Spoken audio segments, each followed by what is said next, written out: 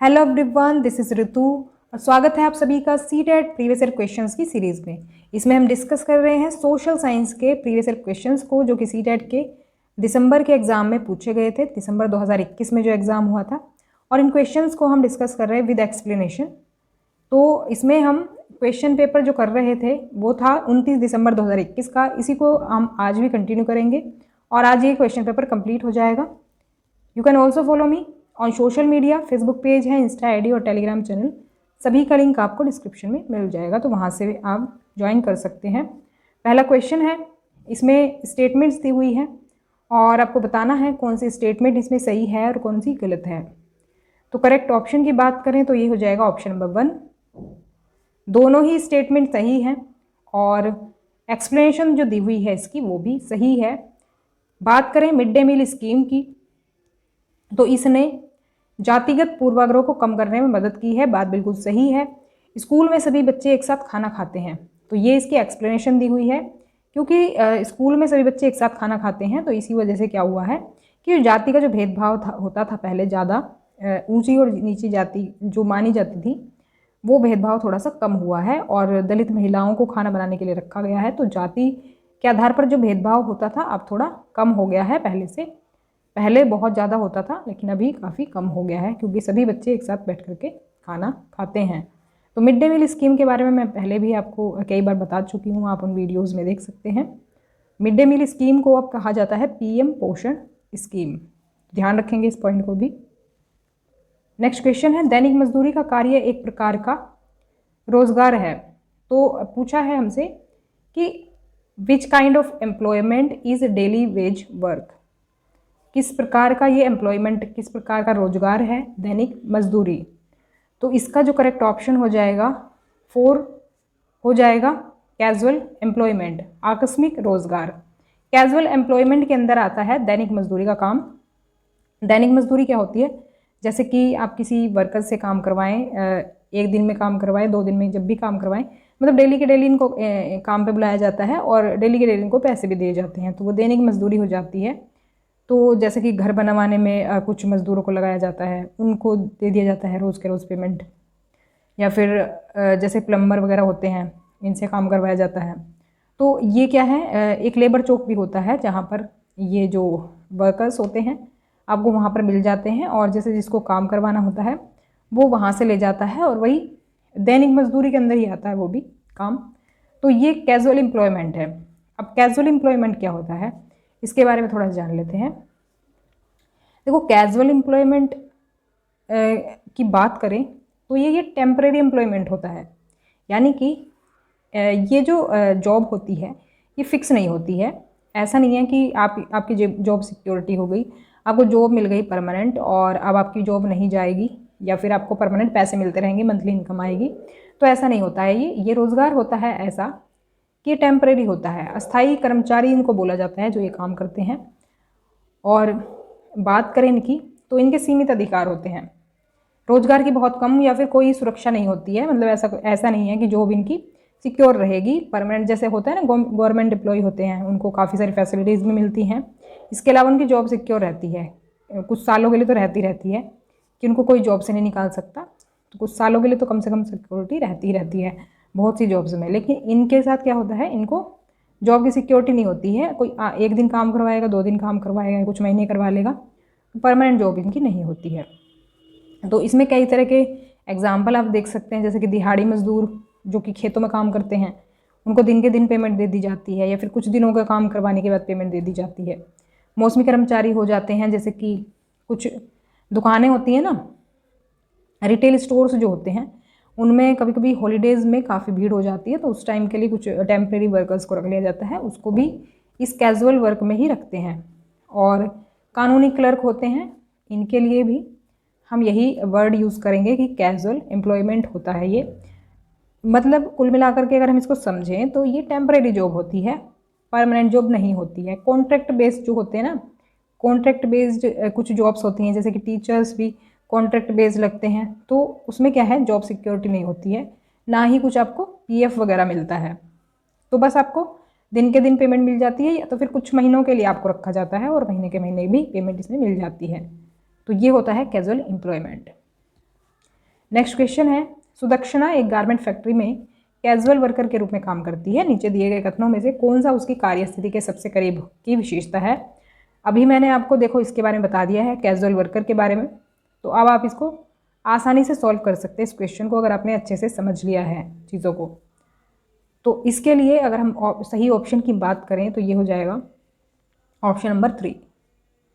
Option number 3 आप देख पा रहे होंगे कि उसे 8 घंटे के लिए प्रतिदिन 350 रुपये मिलते हैं, और देर से काम करने पर, यानी कि ओवर टाइम हम इसको बोलते हैं, ओवर टाइम करने पर 50 रुपये उसको एक्स्ट्रा मिल जाते हैं। तो इसका मतलब क्या है, वो कैजुअल वर्क है, उसकी कोई जॉब की सिक्योरिटी नहीं है, उसके दिन के दिन पेमेंट मिल जाती है। तो दिन के दिन में मिल सकती है, या फिर हम कह सकते हैं कि महीने में मिल सकती है। अब बाकी ऑप्शंस की अगर बात करें, देखो उसे हर महीने के अंत में नियमित वेतन मिलता है। इसमें देखो रेगुलर वेतन मिलने के चांसेस नहीं होते हैं। इसके अलावा उसके पास अपेक्षाकृत लंबी अवधि के लिए नौकरी की सुरक्षा है। लंबी अवधि यानी कि कुछ सालों के लिए जॉब की सिक्योरिटी है, तो ये भी नहीं है इसमें, तो इसीलिए ये भी नहीं है। और वह कर्मचारी भविष्य निधि का लाभ उठा सकती है, यानी पीएफ जो योजना होती है जिसमें गवर्नमेंट की तरफ से भी कुछ पैसा मिलता है, तो वो इसका बेनिफिट इसको नहीं मिलता है कैजुअल वर्कर्स को। तो इसलिए जो थर्ड ऑप्शन है वही सही हो जाएगा। तो कुल मिलाकर के आप ये मान सकते हैं कि डेली की डेली इनको सैलरी मिल जाती है, या तो फिर कुछ दिनों बाद मिल जाती है। ऐसा कोई फिक्स टाइम नहीं है कि भाई महीने में इनको सैलरी मिल जाएगी फिक्स, ऐसा कुछ फिक्स नहीं होता है। लोकतंत्र निम्नलिखित को छोड़कर सभी की गुणवत्ता में सुधार करता है। एक ऑप्शन है जो आपको चुनना है इसमें से कि इसको छोड़ करके बाकी सभी चीज़ों में लोकतंत्र सुधार करता है, उनकी क्वालिटी में सुधार करता है। तो इसके लिए अगर करेक्ट ऑप्शन की बात करें तो ये हो जाएगा ऑप्शन नंबर 3। तो इच्छाएं और अपेक्षाएं छोड़ करके आपकी ये बाकी सभी चीज़ों को पूरा करता है लोकतंत्र। जैसे कि लाइवलीहुड के लिए आपको, या फिर ऑक्यूपेशन के लिए, व्यवसाय के लिए आपको सुविधाएं प्रोवाइड कराता है लोकतंत्र, यानी कि जिसमें जनता का शासन होता है, ऐसी सरकार, उसमें आपको ये सभी सुविधाएं जो हैं मिलती हैं। तो ये सभी सुविधाएं मिलती हैं, ये क्यों नहीं मिलती हैं, देखो जो हमारी डिज़ायर्स होती हैं, एक्सपेक्टेशंस जो होती हैं वो हमारी खुद की होती हैं, लेकिन एक होती है हमारी ज़रूरत। तो जो गवर्नमेंट होती है, लोकतंत्र जो सरकार है, वो हमारी ज़रूरतों पर फोकस करती है। अब इच्छाएं तो किसी की क्या हो सकती हैं, किसी की बंगला लेने की इच्छा हो सकती है, किसी की मर्सिडीज़ लेने की इच्छा हो सकती है। अब डिज़ायर्स या फिर एक्सपेक्टेशंस जो हैं लोगों की, वो तो गवर्नमेंट पूरा नहीं करेगी। तो गवर्नमेंट जो ज़रूरतें हैं उनको पूरा करती है, तो ध्यान रखेंगे। इसी वजह से ये थर्ड ऑप्शन सही हो जाएगा इसमें। नेक्स्ट क्वेश्चन है, मीडिया और विज्ञापन के बीच संबंध को स्पष्ट करने के लिए निम्नलिखित में से कौन सा कथन सही है। Which of the following statements is correct in explaining the relationship between media and advertising. तो मीडिया और एडवर्टाइजिंग के बारे में हम पॉलिटी में पढ़ चुके हैं। पॉलिटी में आपको ये चैप्टर मिल जाएगा अंडरस्टैंडिंग मीडिया करके, उसमें आपको ये टॉपिक मिलेगा। तो इसमें अगर करेक्ट ऑप्शन की बात करें तो ये हो जाएगा option number 3। Both A and B are correct. देखो कवरेज के लिए समाचारों के चयन में बड़े व्यवसाय एक भूमिका निभाते हैं, ये बात बिल्कुल सही है। जैसे कि मान लो किसी न्यूज़ चैनल को किसी बड़े बिजनेस हाउस ने खरीदा हुआ है, मान लो कि जैसे अंबानी है, अंबानी के भी कुछ चैनल्स होंगे, या फिर कुछ बहुत सारी चीज़ों पर इनका क्या होता है, अधिकार होता है। तो उसकी जो कवरेज होगी उसको ये सीधे सीधे इफेक्ट करेगा। वो कैसे कि अगर अंबानी के खिलाफ कोई न्यूज़ देनी है तो वो न्यूज़ चैनल नहीं दिखाएंगे जिनको उन्होंने ऑन कर रखा है, मतलब जो उसके ऑनर हैं। तो इसीलिए ये स्टेटमेंट सही हो जाती है। मास मीडिया राजस्व उत्पन्न करने के लिए विज्ञापनों पर निर्भर है, तो ये बात बिल्कुल सही है। जो मास मीडिया होती है, जो आपने एडवर्टीजमेंट देखा होगा बीच में आता है उसके, उसी से ही इनको पैसा मिलता है। तो बी जो है ये भी सही है, दोनों सही हो जाएंगे इसमें। नेक्स्ट क्वेश्चन है, भारतीय संविधान का कौन सा भाग व्यक्ति के प्रति राज्य के कर्तव्यों से संबंधित है। Which part of the Indian constitution is related to state duties towards the individual. तो कहने का मतलब है कि क्या कि कौन सा भाग है संविधान का जो राज्य के कर्तव्य को दर्शाता है, जिसमें बताया गया है कि राज्य के कौन कौन से कर्तव्य हैं। तो इसमें जो करेक्ट ऑप्शन हो जाएगा, ऑप्शन फर्स्ट हो जाएगा, डायरेक्टिव प्रिंसिपल्स। निर्देशक नीति निर्देशक सिद्धांत होते हैं ये, जो कि बताते हैं कि राज्य का क्या कर्तव्य है जनता के लिए। तो इसमें अगर हम बात करें तो हम कह सकते हैं कि राज्य के जो नीति निर्देशक सिद्धांत हैं, ये संविधान में कुछ दिशा निर्देश दिए गए हैं राज्य के लिए कि देखो जैसे मौलिक अधिकार आपने देखा होगा, मौलिक अधिकार जो होते हैं उसके लिए तो सरकार बाध्य है, मतलब सरकार को वो मौलिक अधिकार जनता को देने ही देने हैं, नागरिकों को देने ही देने हैं। लेकिन नीति निर्देश सिद्धांत जो हैं ये एक तरह से निर्देश दिए हैं राज्यों को, राज्य इसको लागू करें या ना करें वो उनकी मर्जी है। बस ये निर्देश दे दिए हैं कि आप जनता के हित के लिए इनको इस तरह से लागू कर सकते हैं। तो ये निर्देश हैं, एक तरह से निर्देश या सिद्धांत हैं, प्रिंसिपल्स हैं। तो इनको राज्य जारी कर भी सकता है और नहीं भी जारी कर सकता है, ऐसा कोई बाध्य नहीं है। जिस तरह से मौलिक अधिकारों के लिए सरकार को बाध्य होना पड़ता है, मौलिक अधिकार लोगों को देने ही पड़ते हैं। तो ये जो है भारत के संविधान के भाग 4 में दिए गए हैं, वो आप देख भी सकते हैं, पढ़ सकते हैं उनको, कौन कौन से जो प्रिंसिपल्स हैं वो दिए गए हैं स्टेट्स के लिए। आगे बढ़ते हैं।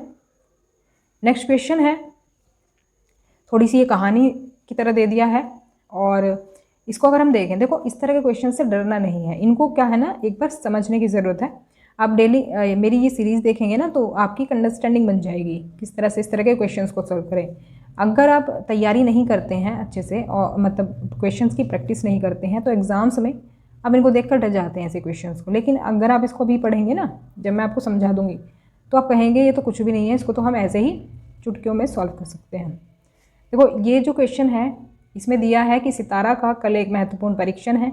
कहने का मतलब कह सकते हैं एग्ज़ाम है कोई इम्पोर्टेंट, लेकिन विंबलडन फाइनल का भी टाइम है। अब देखो जैसे आपके साथ होता है ना, बहुत बढ़िया मूवी आ रही है आज लेकिन कल एग्ज़ाम है, अब क्या करें। अब मन तो अटका हुआ है मूवी में कि फेवरेट मूवी है, पता नहीं आगे देख पाएंगे कि नहीं देख पाएंगे।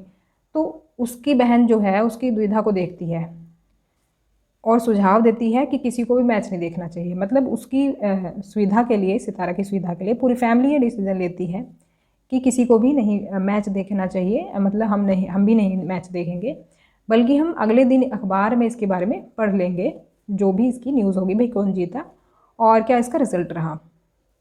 तो यदि हम इस मामले में बहन की सादृश्यता को भारतीय संविधान में लागू करें तो यह हमारे लिए क्या भूमिका निभाती है। अब संविधान को इसकी जगह पर रख करके पूछा गया है कि ये हमें मतलब ये एक तरह से क्या भूमिका निभाती है अगर संविधान को इसकी जगह पर रखें।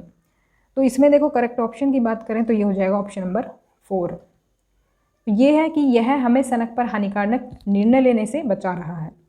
अब इसका मतलब समझो, देखो अब जैसे वही मैंने बताया कि कल आपका एग्ज़ाम है और आज कोई बढ़िया मूवी आ रही, कोई फेवरेट मूवी आपकी आ रही है, तो आपका 2 मन होते हैं, ठीक है। एक मन तो कहता है कि मूवी देखनी चाहिए, अरे अभी कल का दिन है, कल एग्ज़ाम है तो सुबह उठ करके पढ़ लेंगे। एक मन कहता है कि नहीं पढ़ लो, फिर एग्ज़ाम में क्वेश्चंस आ गए, फिर नहीं आया, फेल हो गए। तो 2 मन हो जाते हैं। अब हम बात किसकी माने, हम एक तो ये सोच सकते हैं कि अरे यार मूवी देख लो, कल की कल देखेंगे, एग्ज़ाम तो कल है।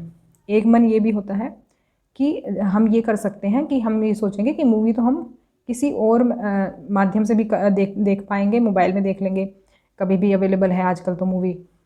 तो पहले हमें पढ़ाई कर लेनी चाहिए, क्योंकि एग्ज़ाम जो है अगर हमारी परफॉर्मेंस ख़राब हो गई एग्ज़ाम में तो वो एग्ज़ाम हमें दोबारा देने का मौका नहीं मिलेगा। तो हमें समझना है प्रायोरिटी को, हमें किस चीज़ को प्रायोरिटी देनी है, कौन सी ज़्यादा चीज़ ज़रूरी है। तो इसका मतलब वही है कि ये हमें सनक पर हानिकारक लेने से बचा रहा है। अब उसकी बहन ने जो डिसीज़न लिया उसके हिसाब से क्या हुआ कि उसको पढ़ने का मौका मिला और उसने नेक्स्ट डे जो एग्ज़ाम रहा होगा उसमें अच्छा परफॉर्मेंस दिया होगा। तो ये हमें गलत निर्णय जो हम ले लेते हैं कभी कभी, उनको लेने से बचाता है। तो इस तरह की भूमिका एक तरह से निभा रहा है। तो 4th ऑप्शन इसमें सही हो जाएगा। नेक्स्ट क्वेश्चन है, यदि सर्वोच्च न्यायालय संसद द्वारा पारित किसी विशेष कानून को इस निर्णय के साथ रद्द कर देता है कि यह मौलिक अधिकारों का उल्लंघन है, इसे क्या कहेंगे। तो सुप्रीम कोर्ट कभी कभी जो है किसी भी कानून को रद्द कर देता है, सुप्रीम कोर्ट के पास ये पावर है। अब वही हमसे पूछा गया है कि ये जो सुप्रीम कोर्ट किसी भी विशेष कानून को रद्द कर देता है, अगर उसको लगता है कि मौलिक अधिकारों का इस कानून को लाने की वजह से उल्लंघन होगा, तो ये जो उसको पावर दी गई है उसको क्या कहते हैं। उस पावर को एक नाम दिया गया है, वो है ऑप्शन नंबर 2 जुडिशियल रिव्यू, न्यायिक समीक्षा कहा गया है इसको। तो सर्वोच्च न्यायालय के पास ऐसी पावर है कि अगर वो उसे लगता है कि ये संविधान के मूल ढांचे का उल्लंघन है, या फिर हम कहें कि ये नागरिकों के मौलिक अधिकारों का हनन करेगा, तो उसको ये सुप्रीम कोर्ट कानून को रद्द कर सकता है। तो ये ध्यान रखेंगे, न्यायिक समीक्षा से अक्सर क्वेश्चन पूछा जाता है। नेक्स्ट क्वेश्चन है जाति पदानुक्रम का अर्थ है। कास्ट हायरार्की मीन्स, तो जाति पदानुक्रम का मतलब क्या होता है, इसमें हमें बताना है। ये ऑप्शन नंबर 3 इसमें सही हो जाएगा। कास्ट हायरार्की एक तरह से होता है जो हम सीढ़ी दर सीढ़ी जो हम ये कास्ट को रखते हैं ना, नीची कास्ट, उससे ऊपर की कास्ट, उससे ऊपर की कास्ट, फिर सबसे अपर मोस्ट कास्ट, तो सबसे नीचे नीची कास्ट और सबसे ऊपर ऊपर की कास्ट, तो वो होता है क्या, जाति पदानुक्रम। तो यहाँ पर आप देखेंगे कि एक सीढ़ी जैसी संरचना होती है जिसमें सभी जाति समूह को उच्चतम से निम्नतम जातियों में रखा जाता है। देखो इसको कुछ इस तरह समझ सकते हैं, अगर हम इसका कास्ट का एक पिरामिड बनाएं तो हम कुछ इस तरह से बनाएंगे। तो देखो इस तरह से हम बनाएंगे इसको, और इसमें क्या करा जाता है कि देखो सबसे नीचे क्या है, शूद्र हैं। आपने पढ़ा होगा 4 जातियों के बारे में जो पहले मानी जाती थी। शूद्र में कुछ कैटेगरीज होती थी, जैसे कि किसान होते थे, इसमें नौकर होते थे, ये सब किस में आते थे, शूद्र में आते थे, ये नीची जाति समझी जाती थी। इसके ऊपर आते थे वैश्य में आते थे, जैसे कि जो व्यापारी वगैरह हो गए, जो जमींदार हो गए, वो आते थे इसमें वैश्य में। इनकी कैटेगरी थोड़ी सी इनसे ऊंची थी शूद्र से। क्षत्रिय हो गए इसके ऊपर, जो कि वैश्य से उच्चतम कोटि के माने जाते थे, मतलब इनसे ऊंचे माने जाते थे। इसमें आते थे वॉरियर्स किंग्स, तो राजा या फिर जो युद्ध लड़ते थे वॉरियर्स, वो इसमें आते थे। और इसके सबसे ऊपर यानी कि सबसे ऊंची जो कास्ट समझी जाती थी वो थी ब्राह्मण।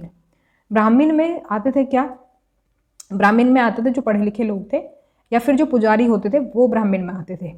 अब देखो ये तो 4 कास्ट हो गई, इनको नाम दिया था कुछ।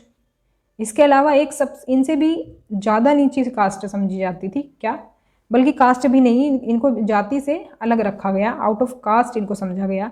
इसमें आते थे कौन, स्ट्रीट स्वीपर यानी जो सफाई करते थे, या फिर लैट्रिन क्लीनर जो कि टॉयलेट की सफाई करते थे, तो ये आते थे अनटचेबल कैटेगरी में। तो ये होता था क्या, कास्ट हायरार्की होती थी, ये जाति पदानुक्रम होता था, जिसके हिसाब से क्या होता था कि जो जातियाँ होती थी उनको वर्ग में बांटा गया, और एक तरह सीढ़ी जैसी संरचना हो गई है। एक तरह से हम इसकी सीढ़ी भी बना सकते हैं कि भाई देखो सबसे नीचे नीची जाति, ऊंची जाति, और फिर उससे ऊंची जाति, और सबसे ऊपर ऊंची जाति। तो ये जन्म से ही निर्धारित होती थी। अभी भी देखो, अभी वैसे काफ़ी कम हो गया है, अब ऐसा ज़्यादा सिस्टम नहीं है, लेकिन अभी भी आप बहुत जगह देखेंगे जो बहुत ज़्यादा इन सब चीज़ों को मानते हैं। इस जाति पदानुक्रम के तहत कुछ जाति को सबसे ऊपर और कुछ को सबसे नीचे रखा गया है, जो कि मैंने बता दिया। और ये हिंदू धर्म में आपको देखने को मिलेगा, हिंदू धर्म में ब्राह्मणों को ऊपर और शूद्रों को सबसे नीचे रखा गया। तो वैसे तो ये हर धर्म में आपको देखने को मिलेगा, लेकिन हिंदुओं में ज़्यादा देखने को मिलेगा। नेक्स्ट क्वेश्चन है, देखो ये पैडागोजी का क्वेश्चन आ गया, इसमें 1-2 क्वेश्चन आ जाते हैं कंटेंट के साथ ही। तो यहाँ पर अगर हम क्वेश्चन को देखें तो ये है, अपनी उच्च प्राथमिक सामाजिक विज्ञान कक्षा में एक शिक्षिका हास्यकरण विषय पर चर्चा करने जा रही है। निम्नलिखित में से कौन सा कक्षा के लिए सबसे उपयुक्त उद्देश्य हो सकता है। बात करेंगे कि मार्जिनलाइजेशन की जब बात करेगी टीचर, तो किस विषय को वो मतलब सबसे उपयुक्त उद्देश्य जो होगा वो क्या हो सकता है हास्यकरण के लिए, मार्जिनलाइजेशन के लिए। मार्जिनलाइजेशन के चैप्टर को आपको पढ़ लेना चाहिए क्वेश्चन सॉल्व करने के लिए, क्योंकि ये टॉपिक शायद आपके लिए नया होगा, तो इसको आप समझ लेंगे तो बेहतर रहेगा। तो इसके 2 चैप्टर हैं क्लास 8th की पॉलिटी में, वो मैंने कराए हुए हैं, उसमें से आप पढ़ लेना इसको। तो यहाँ पर कौन सा करेक्ट ऑप्शन हो जाएगा, ऑप्शन नंबर 4, A, B और D। A, B और D हो जाएगा सही। ये सबसे उपयुक्त हमारे उद्देश्य हो जाएंगे इसमें, क्या कि छात्र हाशिए पर योगदान करने वाले कारकों की पहचान करने में सक्षम होंगे।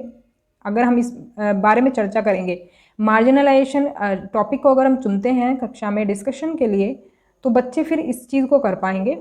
छात्र हाशिए की पहचान करने में सक्षम होंगे। जैसे कि मैं अब आपको मार्जिनलाइजेशन के बारे में पढ़ा दूँ, अभी समझा दूँ, तो आप क्या कर पाएंगे, फिर उस चीज़ को समझ लेंगे। लेकिन अगर आपको नहीं पता है कि मार्जिनलाइजेशन है क्या, तो आप फिर इन सब चीज़ों को नहीं समझ पाएंगे। तो अगर आपके साथ चर्चा मैं कर लूँ मार्जिनलाइजेशन पर, तो आप इन चीज़ों को समझ पाएंगे, या फिर आप मेरा वो चैप्टर पढ़ लें तो भी आप इसको करने में क्या होंगे, सक्षम होंगे, जैसे कि ये छात्रों के लिए कहा गया है। डी है, छात्र हाशिए के साथ सहानुभूति रखने में सक्षम होंगे, यानी कि थोड़ी सी वो सहानुभूति रखेंगे, भाई ये जो कम्युनिटी है ये मार्जिनलाइज है, जैसे कि आदिवासी समूह होता है या फिर मुस्लिम कम्युनिटी होती है, ये सबसे ज़्यादा मार्जिनलाइज होते हैं, हाशिए पर होते हैं सबसे ज़्यादा, तो आप उनके साथ सहानुभूति रखने में सक्षम होंगे। तो ये जो है ए बी और डी जो है बिल्कुल करेक्ट हो जाएंगे इसमें। तो ये थी हमारी आज की क्लास। वीडियो आपको कैसी लगी मुझे कमेंट करके ज़रूर बताया करो। If you have any query then please ask me in comment section. तो मिलते हैं नेक्स्ट क्लास में, तब तक के लिए stay connected and keep watching study more knowledge. Video को लाइक, शेयर और सब्सक्राइब ज़रूर करें। Thanks for watching.